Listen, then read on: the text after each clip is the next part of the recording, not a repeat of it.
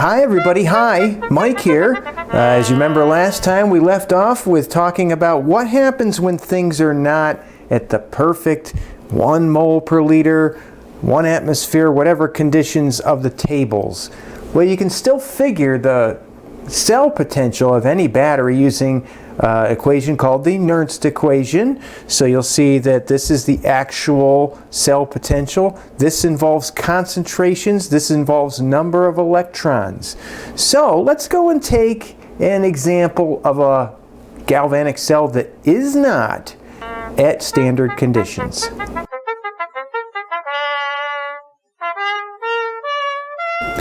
Okay folks, I'm going to spring something on you that's a little bit new. It's called cell notation. It's kind of a shorthand for describing a galvanic cell. So what you do is you put the compartment on the left as the anode, and then you draw, you state what the electrode is, separated by a line. That line means it's a phase barrier separating solid from aqueous. And then you put what's in the solution of that anode compartment. A double line means a salt bridge. Then the solutions in the cathode compartment go on the right, and the electrode. Now you're probably thinking, like, what's up with the platinum? Well, in the previous examples we had the metal be the electrode of the anode or the cathode, but it doesn't have to be made of that metal. So for example, if you look in a reduction potential chart, you'll see things that are aqueous going to reduce to other things that are aqueous. So for example, if you look in this big old bad reduction potential chart, and I try to do some highly amateur photography, you will see that there is iron right there, not the iron metal, but iron reducing, focus. You'll see that iron is reducing to make iron 2+ from iron 3+. Both of those are dissolved, and the E0 of that reaction is positive 0.77 volts. All right, so we're going to go ahead and make this battery. Let's draw a picture of what it would look like, and then we'll have to crank out some numbers to find out the Ecell of said battery.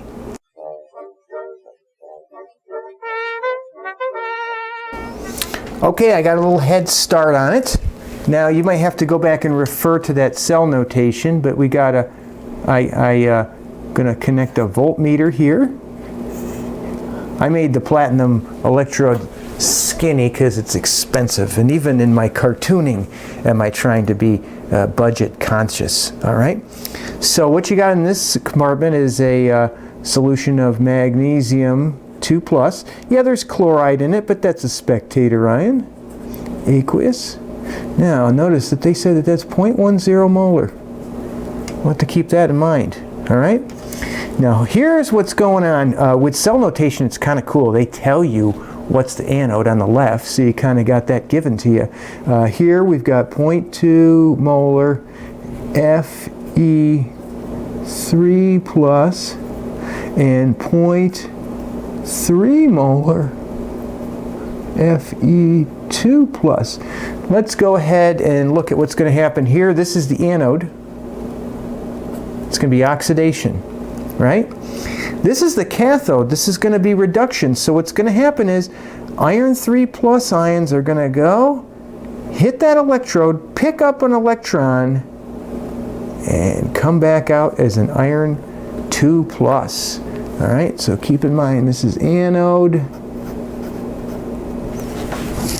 All right, cathode.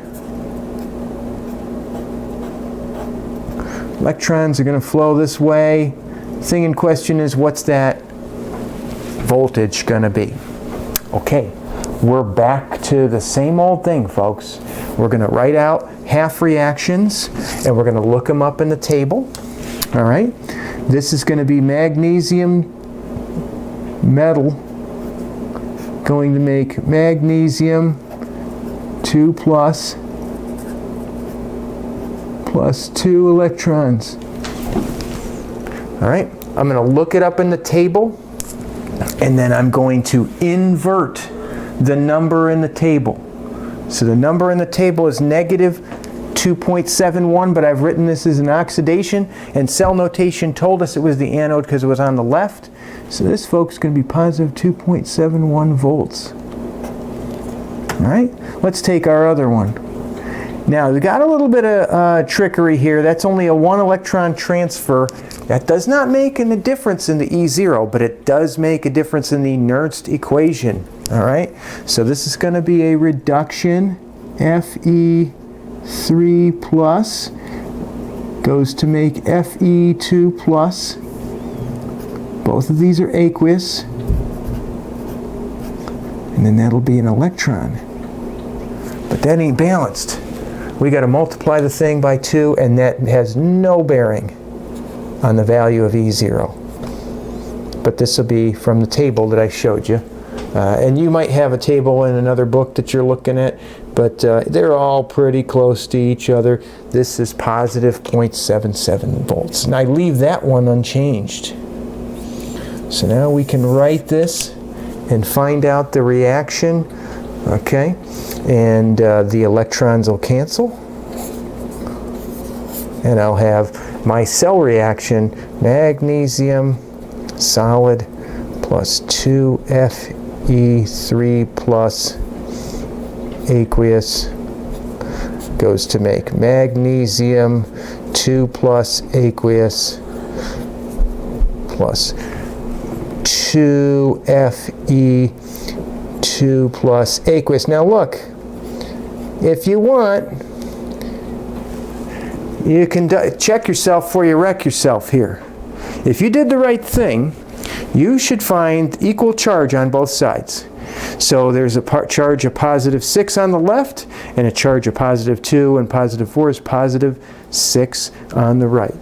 And later on, as in a few seconds from now, we're going to use this value of E0, which is going to be 3.48 volts positive.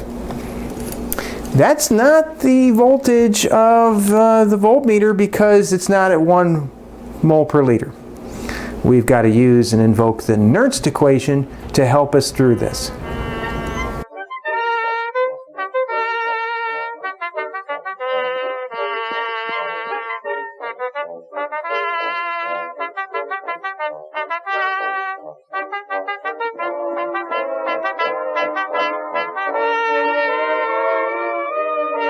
Okay, folks, there is the Nernst equation in all its glory.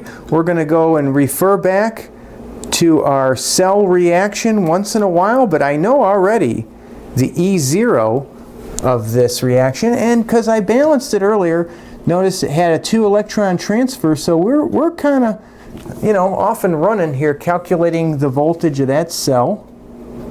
Ecell equals positive 3.48 volts minus 0.0592 over 2.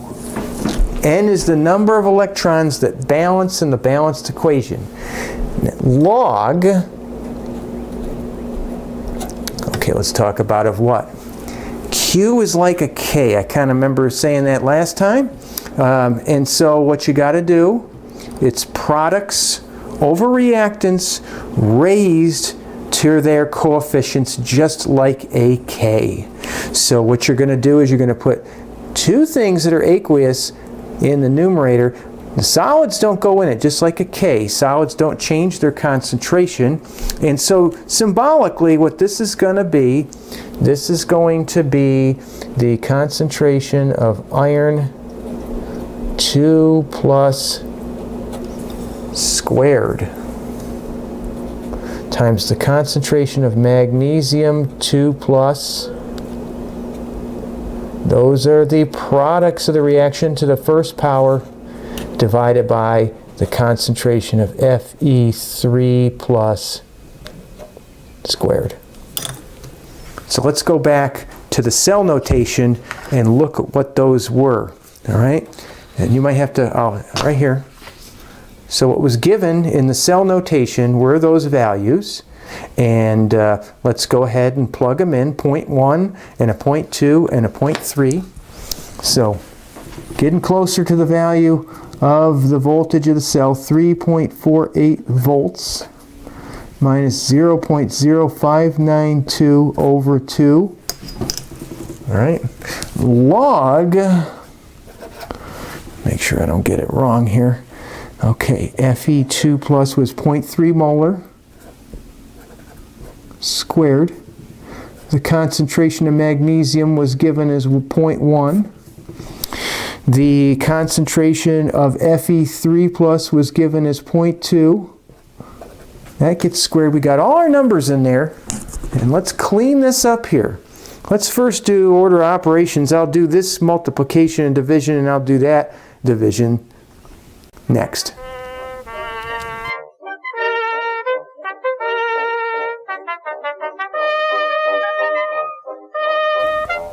Okay, I took it a couple steps out.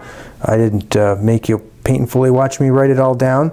But what we've got is 3.48 volts minus 0.0296 volts times log of 0.2. Now let's think about 0.225. Let's think about that. That's log of a number less than 1. The result of that is going to be negative, but that is a subtractive term. All right? So what happens is the concentrations of these things sometimes either get in the way of the battery if they're high, or they are not in the way of the battery if they're high.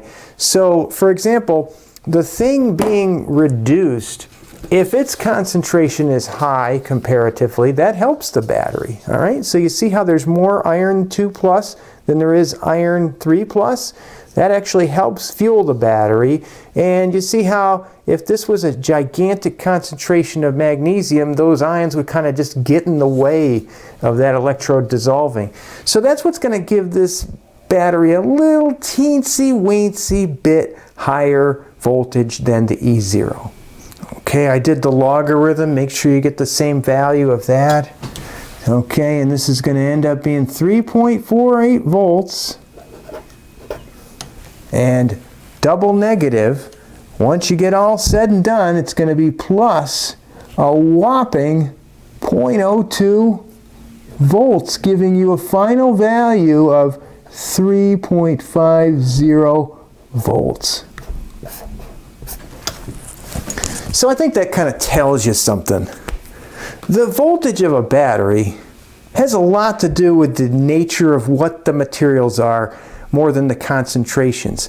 However, as this battery proceeds along in time, that Q is going to change. And I can tell you, based on what I said before, this number is going to go from being less than 1 to 1 to greater than 1 to 10 to 100 to 1,000 to 1,000,000, and then that's when the voltage of a battery will radically change, but it takes a great deal of concentration change. So that's a little bit about the Nernst equation and what to do when at standard conditions. Okay, folks, that's been a lot of volts, and we're done with volts, because tomorrow, or next time, we're going to talk about current. Current is the flow of electrons in amount per time, as opposed to the electromotive force of that flow. It's like current in a river. It's how much. So we're going to quantify a lot of things with current next time. See you then. Peace out. Cheerio. Cocoa Puffs. Frankenberry. Grape nut. Bye.